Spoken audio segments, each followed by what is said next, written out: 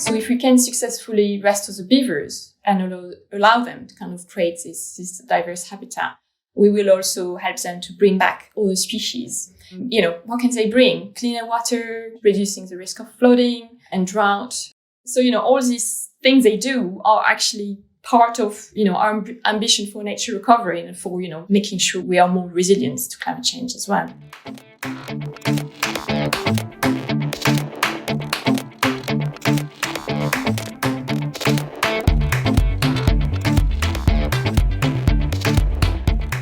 Hello and welcome to the Lodgecast, a nature and wildlife podcast brought to you by the Beaver Trust. I'm Sophie Pavel. And I'm Eva Bishop.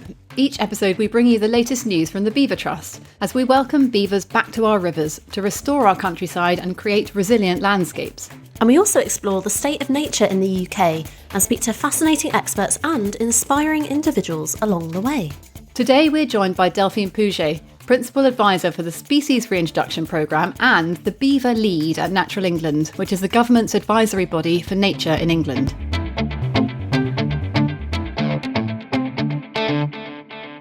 Sophie, hello.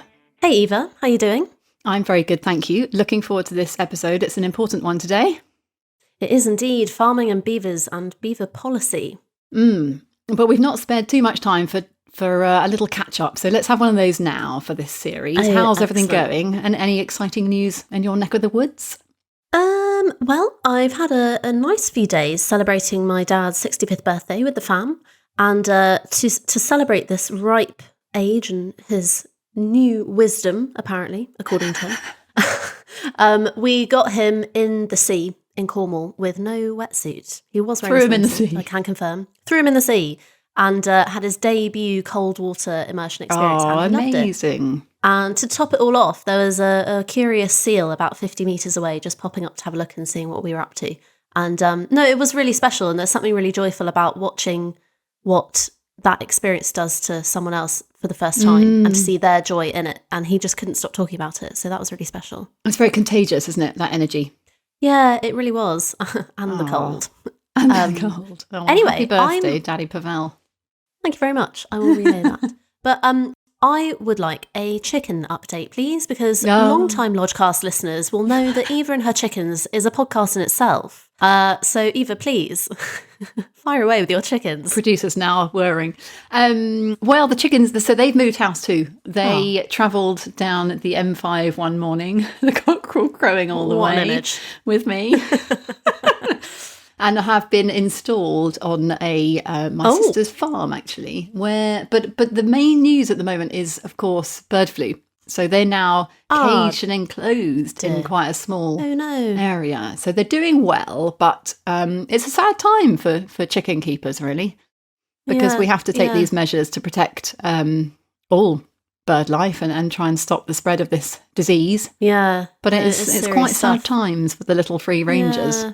Indeed. So they're in lockdown is the chicken update, really. Yeah. Hopefully soon to be free. Indeed. People sort out bird flu. Thanks for the update. Really appreciated that. I'm sure love to the chickens. Love to the chickens. Anyway, I am really looking forward to chatting with Delphine today and to unpick some of the complicated world of financing farming and nature recovery from Natural England's perspective. So we know nature restoration isn't going to happen at the speed and scale that we all want and need without environmental schemes and options that are basically financially attractive enough to the people managing land and balancing the books. So we'll talk a little bit on incentives today, I think. Yeah, I mean, money never sounds like a sexy topic, but it is a vitally important one. And as is so often the case, it really is the backbone in this discussion. It's always the end question that people have is, where's the money? What's the incentive? So this is a great opportunity to sit across the table and explore the importance and the role of government departments like DEFRA and their advisory organisations like Natural England in ensuring a robust and positive long-term future for nature across the UK. So let's pause right there because you've just mentioned and introduced DEFRA and Natural England. Can you explain for anyone who might not know the ins and outs what those two roles, the two department roles are?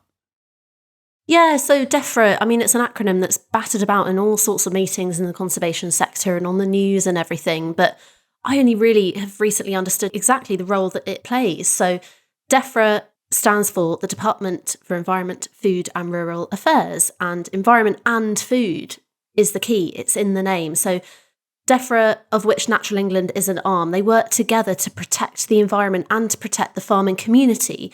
And as we've seen already in the previous 2 episodes of Series 4 of the Lodgecast, those are 2 threads that cannot be untangled or managed in isolation. They absolutely, food and farming, work in tandem. Good. So it seems that we need to look at and explore the sort of joined up approach that we need for large scale change, and how we get NGOs working with policymakers, but in tune with land management at the same time. And looking at beaver policy specifically, we have one of the policy advisors in the room with us today. So we can dive a little into the recent legislation change that now means that it's an offence to deliberately disturb, capture or kill beavers, or even damage their homes and dams and breeding sites without licence issued by Natural England. Yeah, so obviously their protection back in the 1st of October in 2022 was really welcomed here at Beaver Trust, as it is a huge step in helping beavers to return to Britain. Yes, so what we need next is the policy in place to look at wild releases across England. And joining us today, we have someone from Natural England who is guiding that process. Yeah, so the Scottish strategy was actually released as of autumn 2022 and was signed by multiple stakeholders, including national land management organisations like the NFUS, which is the National Farmers Union of Scotland. And what we want to see is, can we expect to see the same for England, given wild beavers have been living in southern England for over 10 years? You know, it would be great if we felt that England was ready to take the leap and suddenly be braver with policy decisions. And if not, then why are we still waiting when the roadmap to beaver restoration is pretty much laid out?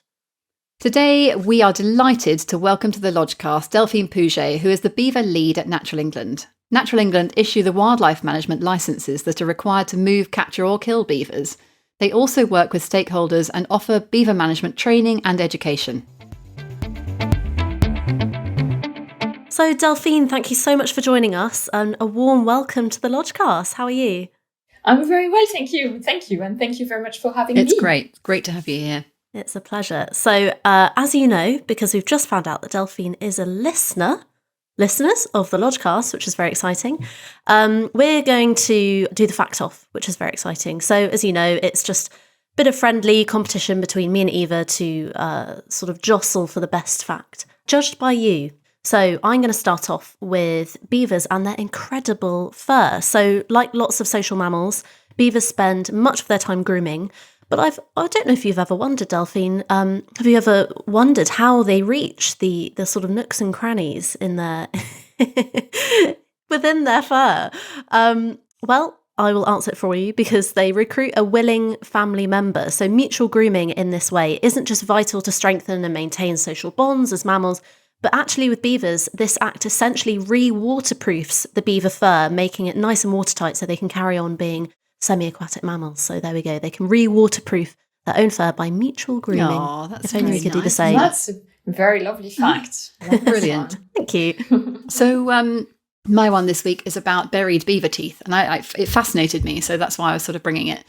It combines the Anglo-Saxon renewed human interest in beaver exploitation, not so good for beavers, but with their habit of burying the dead with grave goods. So the fact is that the youngest human known to be buried with a beaver tooth was an 8-month-old baby found in an early 7th century grave near Dunstable, Bedfordshire. Wow.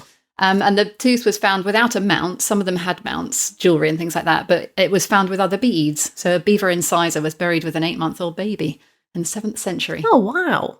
That is amazing. Amazing. It's quite incredible. Oh, so do I have to judge now? Yeah. Which fact I'm You gonna go do, for? yes. No time like the present. I just love them both. I mean, the grooming one is quite fantastic because it's really show how social animals they are, and you can't take them as a single animal. They really live there with their family and need them. But I just love the beaver teeth one as well. I've got a friend who actually got me to try to find beaver teeth for her. She's a paleontologist, and she recreates this fantastic Stone Age and Bronze Age replica of how humans lived before. And Brilliant. Beaver was a big thing. Yeah. So she's trying to get pelts and teeth. Amazing. So I think I'm going to go for that one because I find it really very. It's our kind of relation with the beavers. Really, as was born like many years ago. That's a brilliant justification. Yeah. Well done, Eva, once again. Oh, thanks very much, Delphine. Honoured. Sorry, Sophie. That's okay. That's okay. I'll forgive you this time. Well, I mean, as we're straight into talking about beavers, Delphine, have you ever seen a beaver in Britain? And if so, can you tell us about a particularly memorable encounter? So quite incredibly and disappointingly, no, not in Britain. I think I have so, because I mean, me and my colleagues are always going up and down the country, talking to people about beavers and what they do. But I live in York, and also we have a magnificent enclosure in Cropton Forest where they've done incredible things. I've never been there in the hours where beavers, let themselves see, and probably also with too many people. But I've seen them. I've seen them in Germany. I went on a field trip in Saxony last year where we were kind of meeting lots of peoples and communities to understand the experience of living with species like beavers and also wolves. And we were staying in a little B&B in a small village, and there was a small pond there where there was a beaver family. So, first morning you go there, it's dark, very quiet, and you just experience it. That kind of how, magnificent is just to expect something's going to happen. Magic. And then here they are, beavers, swimming about, doing what they do, munching on a bit of vegetation, swimming about and diving in. So that was fantastic. And then I was back there every other morning of that week just to kind of experience it again and again. It was brilliant. Nice. Amazing. That's very, very cool. And just to reiterate to our listeners, your job title is part of it is Beaver Lead at Natural England. What inspired you to take that role, and what drew you to it? Or was it sort of part of something else you were doing? It's fascinating and a very exciting opportunity.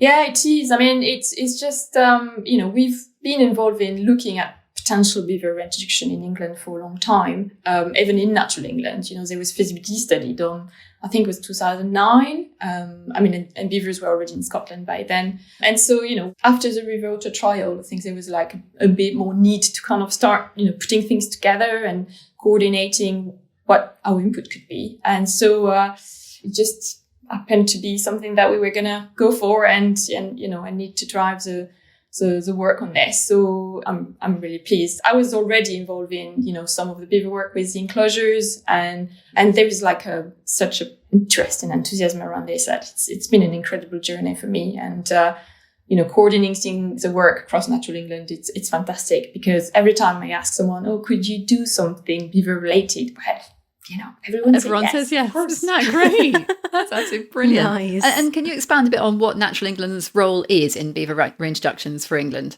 How does it differ, particularly from NGOs such as Beaver Trust? Yes, of course. I mean, Natural England is, a statutory advisor on the natural environment, and our purpose is to ensure that we conserve, enhance, and make it better for our generation and the future generations. So we have an incredibly wealth of expertise across the board on all the topics regarding nature conservation. And maybe what we are best known at is to be a regulator. So we're licensing activities that would otherwise be unlawful. But I want to think that we are enabling projects to happen, contribute in particular to the success of species reintroduction. So we are working very closely with DEFRA. When there is an ambition and a policy around a particular species, we then enable things to happen behind it.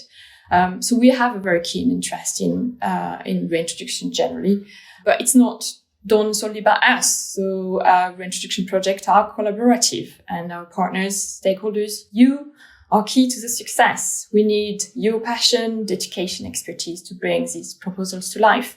And so we are there to guide, accompany, support in many ways, whether it's been in person on the ground in our teams, or be it more nationally, kind of to lead some stakeholder engagement. So we kind of try to be there and support projects along the way.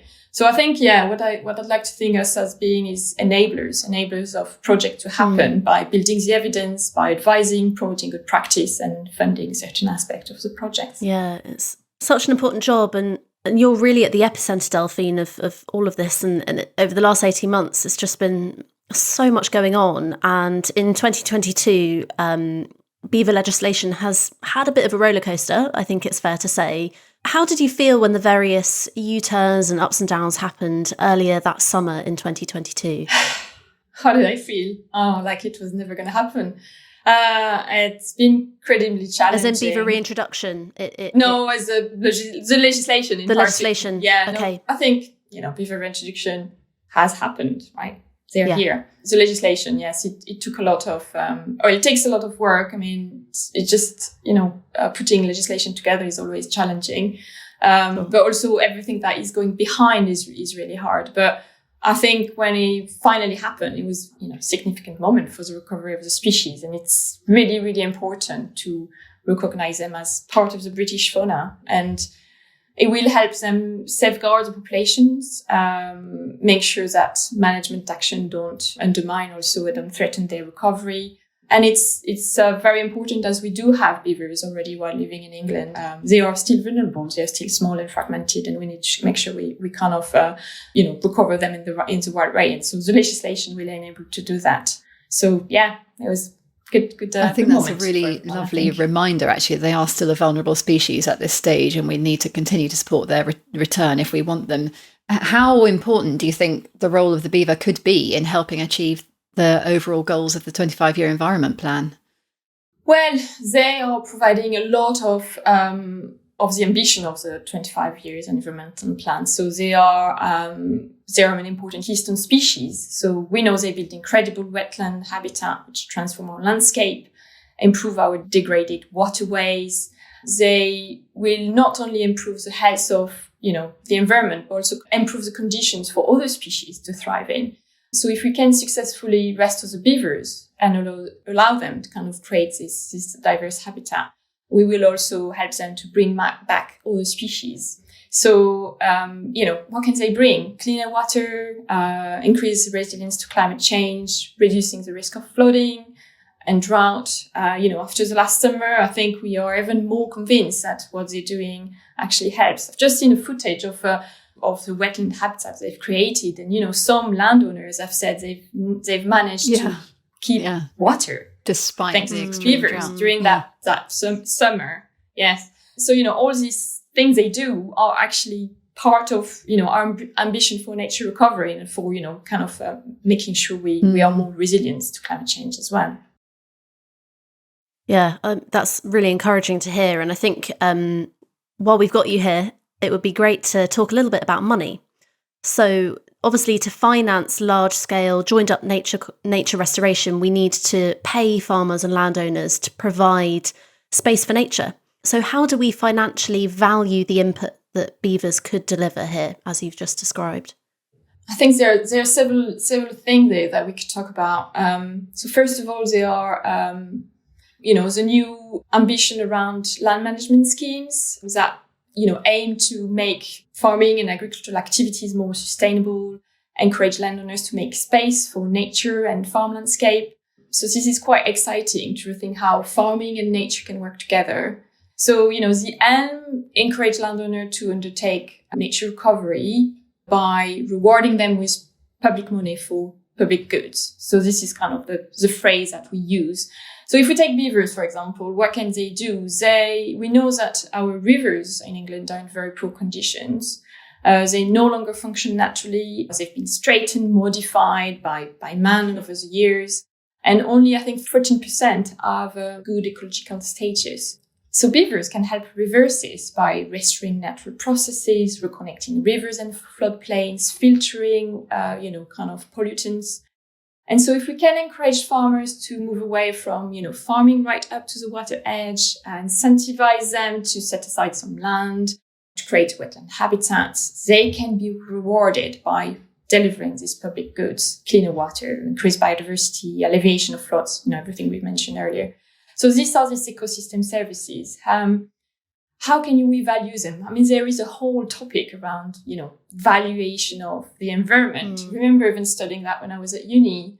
And, our economists are really scratching their heads, and there are things that are easier to value, but we do value nature. So how can you put a number to it? So that's what I think we need to do better. So, we can value ecosystem services, can we maybe try to link people who are going to benefit from beavers and what they do to people who might actually suffer some of the cost, because, they also do create some conflicts. If we can connect that and make ways to incentivizing that ecosystem service offer, then we can, find a way to strike the right balance. So one of the topics that currently being talked about a lot is green finance. I mean, you've probably heard about it. Yeah. I can't say I'm an expert. So with ELMS, we hope that it will fund farmers to create space for nature. But there are also some great examples of how green finance can provide additional funds to restore habitat and natural processes. So we need to find ways to incentivize private investment for the benefit of beavers. So how can we encourage this investment? I don't know, beaver credits? Could we do something around beaver credits? The same way you have, carbon credits, you could have beaver credits. Nice. But it's. I think some of the questions we have is, at the moment, I think what we've explored is a little bit more straightforward. So if you decide to plant a tree for, the benefits they bring, you have an objective. Okay, let's plant 100 trees. Well, you can deliver, right? You can plant 100 trees in place.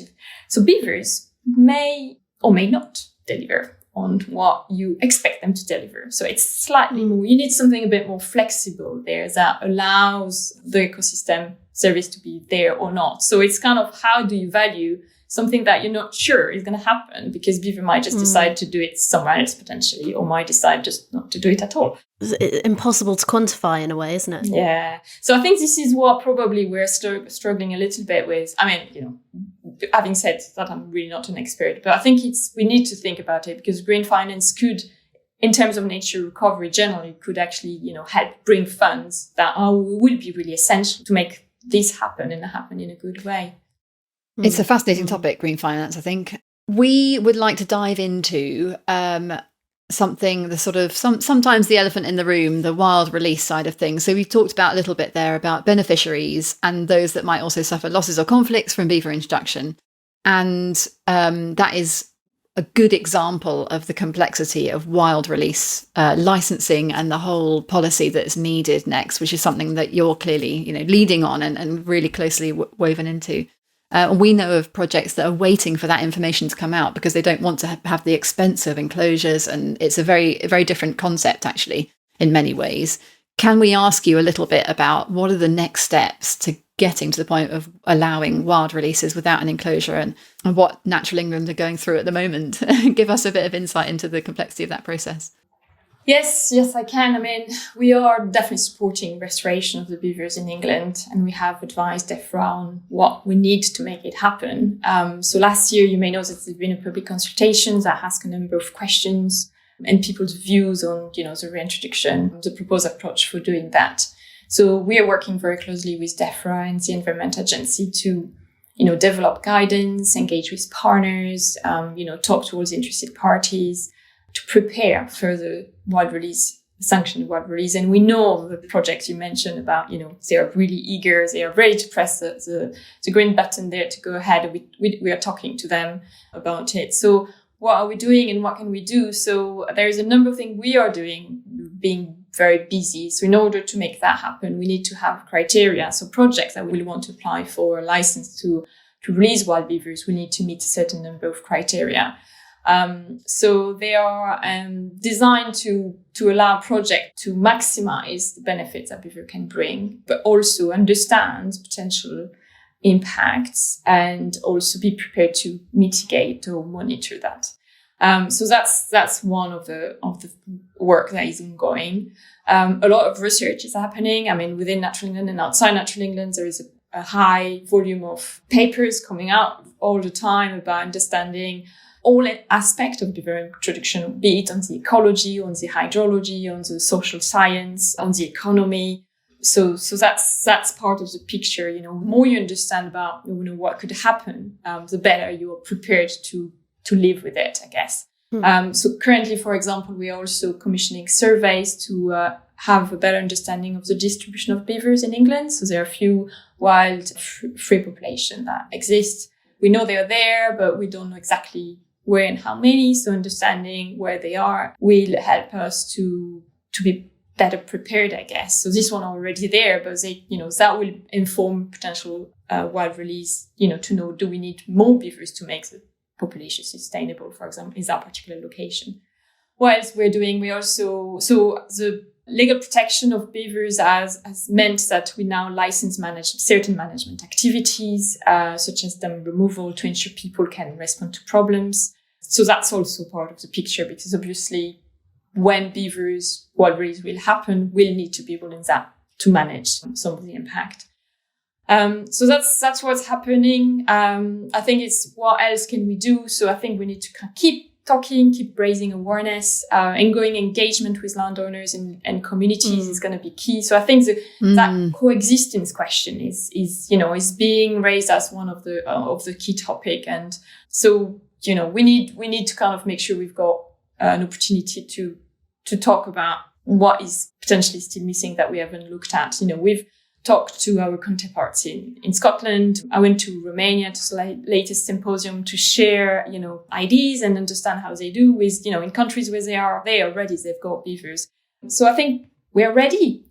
We just need now, a formal decision made so we can move ahead. I want to be optimistic. It's going to happen. No, that's very encouraging to hear, actually. Some optimism that it sounds like there's a lot going on, and actually there's good cause for hope that we'll get this flowing soon. Yes. Yeah.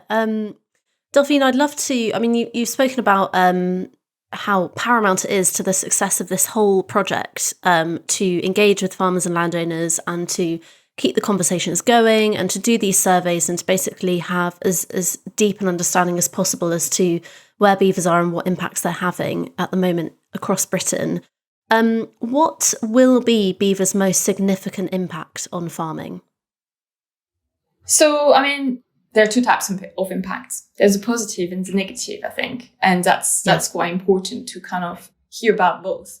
I think the positive, we've talked about it. Mm-hmm. And farming will benefit from that. And I think a lot of landowners and farmers have already convinced and already kind of engaging. Some of them have beavers on their land, and they are aware that they could bring a lot of benefits and might be in a better position in the future because they do have this kind of more resilient landscape around them. But they're challenged, and I think we should not undervalue what they mean for some farmers in particular. And, when I was mentioning, some will get the benefit, some will get the cost. It's that inequality that we need to also balance. So what beaver do, they burrow. So they burrow in banks, and they kind of create instability. So that could lead to erosion. They create floods. So they can, they build dams and they can flood, agricultural land and valuable crops. And when we were up to Scotland recently, we were talking to a farmer who has a potato crop, which, if flooded by beavers, is an incredible cost to their livelihood. And I think this is really important that we engage with them in a way that, we understand where the conflict might be. And I think this is one of the planning. There is a spatial kind of interest to look at where will be those impacts from beavers. And maybe there are places in the country, there are places in the country where the benefit will be higher, but places where the conflict will be higher. So we need to think about that spatial prioritization as well. There is something there that needs to be explored a bit more. It's really fascinating. Beaver Trust gets asked quite a lot, is there a right place to release beavers? And it's not for us to say, we're here to support beaver reintroductions, but Natural England are the licensing organisation. So I guess you've just explained a little bit about what you have to consider. Yeah, no, I think the good place and the bad place is a question that I don't know. I think people are a bit wary of discussing it because I think it feels like either you're behind or not. But it's not as clear cut. And of course, the other thing is that they are a wild animal, and so in reintroducing them, we have to anticipate that they will be everywhere because they are mobile, and that's what we're aiming for, actually. But, one reflection I got when I was sharing our experience to people who are in, some of the European countries who have many more beavers, they said, you were so lucky because you can anticipate, this and therefore plan for it. And I think this is really what we should really, before it's too late, really kind of think carefully. Is our society prepared to have beavers everywhere tomorrow? Absolutely. In every corners of the country? Maybe not. So let's be honest about it and actually try to work together to really make sure that we've got the benefits before getting to conflicts. So important. Yeah. I mean, it strikes me when you're talking about these things that it's just about striking a balance, isn't it? And we'd love to hear from you what Natural England's vision is for balancing countrywide species reintroduction and landscape scale restoration alongside, of course, the growing need for regenerative agriculture and food security, water security, all those sorts of things. What's your vision there? So I think nature recovery and food production should work together. And I'm going to refer to a few points Tony Juniper made in a key speech for a Food and Nature conference earlier this week. So there is something about food security there that has been quoted many times in 2022. And I think the war in Ukraine has prompted this.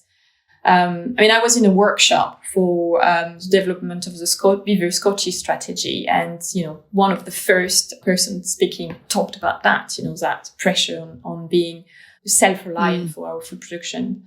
But I think what we also need to hear maybe in this context of, species in conflict with farming is farmers are really feeling the harsh reality of the current situation. Cost is going up the roof for fuels, for fertilizers, for crops, for everything. And so the impact of climate change is also, adding to that pressure.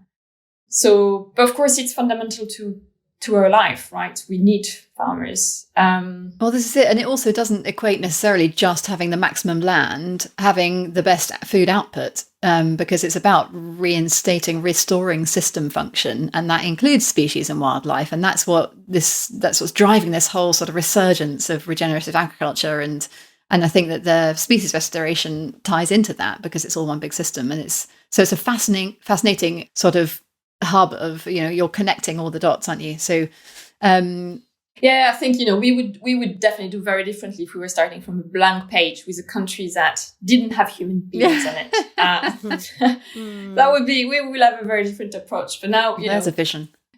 Yes, challenging, but ultimate natural England.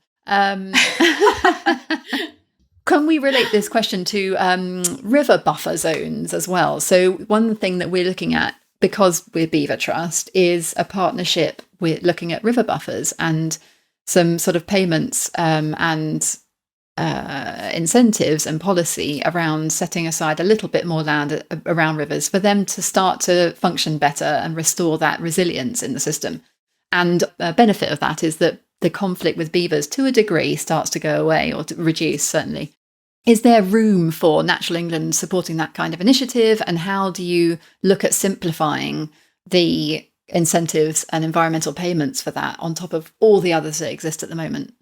Sorry, massive question, but I'd love to hear your thoughts on that. I'll give a few thoughts.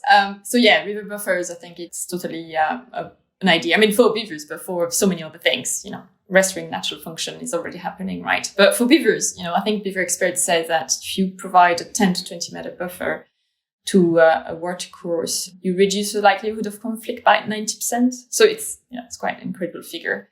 When the legal protection came into force on the 1st of October, we published a 5-step to kind of managing beavers. The first one is about engagement, raising awareness and making sure, kind of increasing the knowledge on beavers. But the second one is making space for nature and natural processes. So this is really key. So there are water options being developed under ELMS. There is a lot of thinking with environmental agency and DEFRA on dynamic floodplain, making space for water.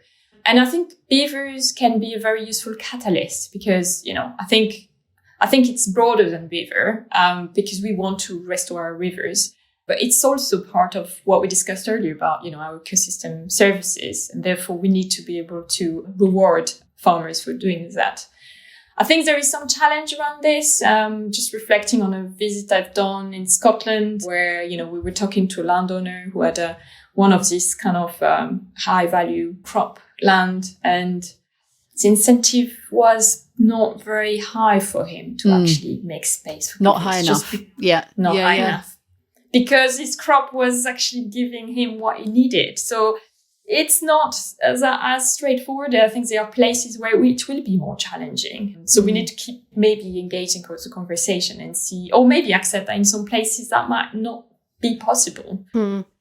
Delphine, you mentioned that you are, a regulator as well. Natural England is one of the big roles. And with beaver wild releases and the sort of progress of all the legislation comes also a concern from the farming community, because this is all about beavers and farming, this series in the podcast, about the potential need for control of the species in moments when they do cause a conflict and an immediate risk to farming operations.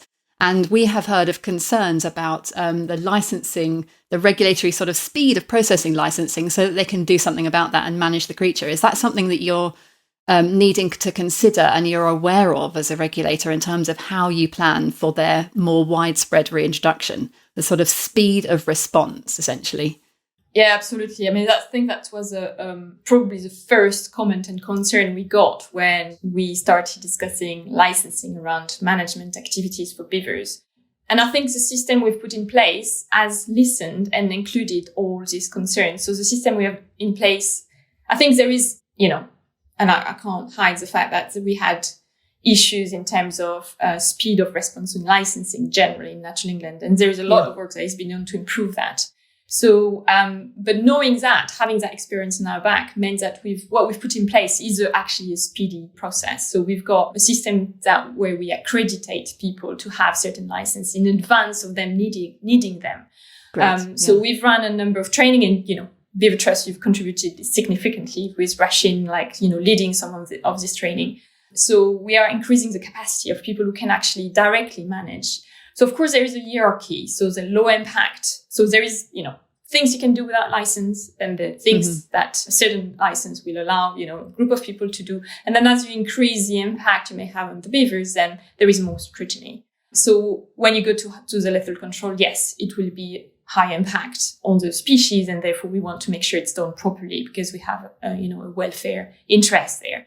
So I think it's going to be, we are not anticipating lethal control is going to be a thing tomorrow. And this is why I was saying about making sure we be a bit careful about where we introduce beavers in the first place. So we don't get there. This is the 5th step. So there are 5 steps that we need to go through before we even get there. And I think, understanding the pressure and the emergency will be part of our system. So we have in place, emergency protocol where people can just ring us and get automatically a license, not necessarily for lethal control, but I think what we'd like to have in place, it's a more a roundup system where, from the time there is beaver, there is already conversation happening. Great. We have people on the ground who can monitor the impact and can anticipate issues. Example are we were looking in Scotland around infrastructure. I mean, it's not farming, but similar challenge where you've got a beaver pond near a railway. They start digging. Okay, let's be there. Let's kind of avoid getting to a point where you need to get rid of the beavers. And there's lots of things that can be done before. So I think it's there will be instances where we might not anticipate, and we need to be ready for that. And I think we will be. And I think we've talked to the farming communities. They've came to workshops. They are telling us what they think, and we are developing the system with that in mind. So it will be, as efficient as possible when it comes to be used. That's great to hear. Thanks very much. Delphine, it's so lovely to hear you sound so motivated and passionate and genuinely fascinated and excited by your job and your mission. What gives you hope for the future in Britain and for nature in general? I think there is a real desire. I was listening to one of your podcasts yesterday, just to kind of have a feel about, and you were talking to Arlen Rickard, and he was, Arlen. And we love Arlen. I gathered that. Oh no. He was talking about, the hope he has in the future generation and how he was, putting himself into the generations that trash stuff. And And now seeing his children and the next generations that have the hard job. But I think, compared to a few years ago, I think there is a real sense of urgency that people are now embracing because they've seen what you can do. I mean, the last summer, we've experienced temperatures, I've experienced in south of Italy, but never here. So that was something incredible. And I think there is a real sense that, we need to do better. Our children know so much more about it than we did at the same age. I think there is a lot of people who are really, really keen to make a difference. I think we need to work better together. So there need to be more collaboration. But I think the excitement is there. So, with all that passion, expertise and motivation, we can only, succeed. So that's what I want to believe anyway. That's in my optimistic day. Some days it's a bit more gloomy, but that's part of it. Yeah, that is part of it, isn't it? Thank you so much, Delphine. That was fascinating. Total pro. Brilliant to have you on. Been really inspiring. Well, thank you very much. It was a great, enjoyable experience to be here. Well, I don't really know what to say. That was so interesting and kind of not what I was expecting either in the best way. Yeah, I think it was a useful insight into the complexity and the process going on and the multiple people involved in establishing this wild release policy and all the cogs that need to be turning in in time with each other. Terrible analogy, but you know what I mean. I think there's a lot going on, and it was really lovely to meet Delphine as a person behind definitely behind the Natural England facade. So yeah, I think it's easy to I certainly fall into the trap of just assuming that anything policy or legislation related is kind of very systemic and kind of boring and impersonal, but actually to see someone who's so passionate and so driven and so motivated by the mission of what they're doing, and to know that they're in the position they're in, is very, very encouraging. So I feel very inspired, actually. I think it also chimes very well with the other two guests we've had so far in this series and the general transition shift at the moment across Britain. Stuff is happening. Yeah. Exciting. Well, Eva, it's quiz time. Hooray. Hit me. Hold on to your non-beaver hat.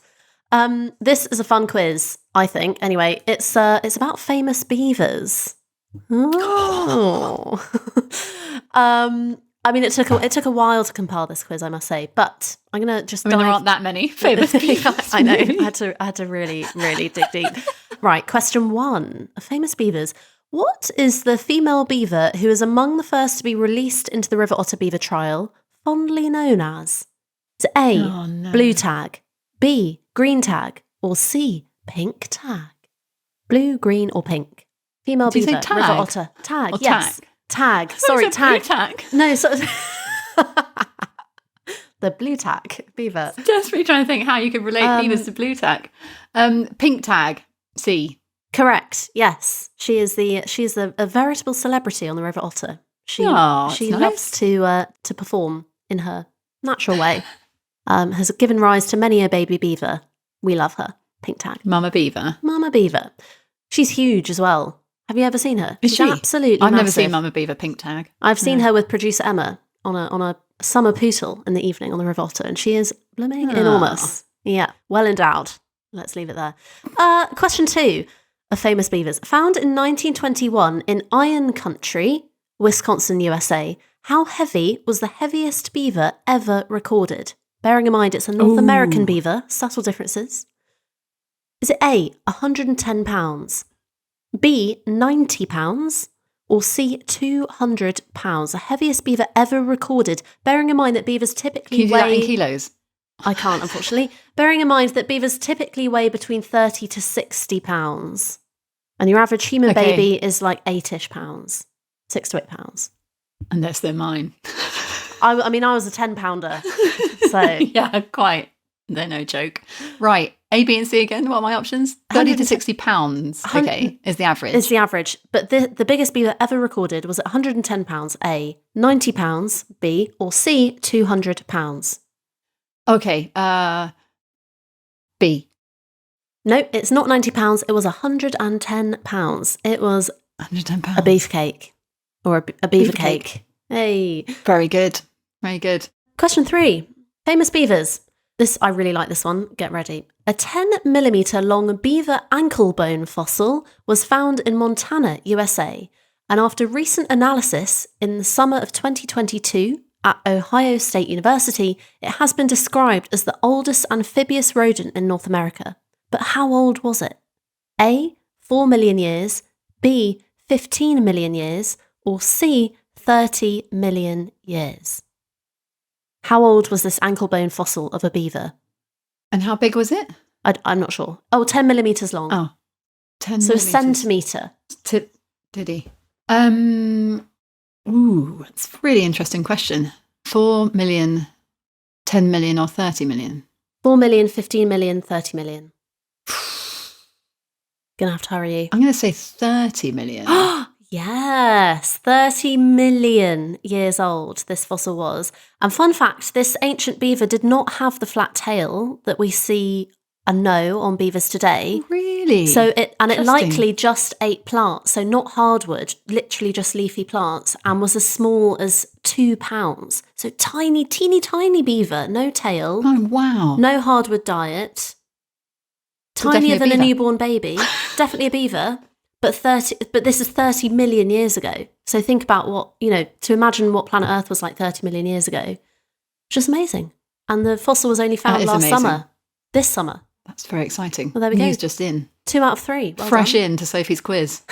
Brilliant. Thank you. Famous Good Beavers effort. quiz. Well done. I mean, I'm slightly disappointed it wasn't all about Sigourney Beaver and co. Well, I thought that was predictable, Too obvious. Too obvious. Well, there we go. Well done. That's it for this episode of the Lodgecast. Make sure you join us again next week as we'll be speaking to acclaimed author and RSPB site manager Lee Schofield.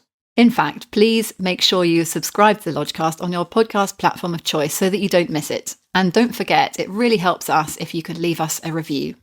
Yes, please. And for more from Beaver Trust, do search at Beaver Trust on Instagram, Twitter and YouTube, and head over to our website beavertrust.org and sign up for our free email newsletter. See you next week.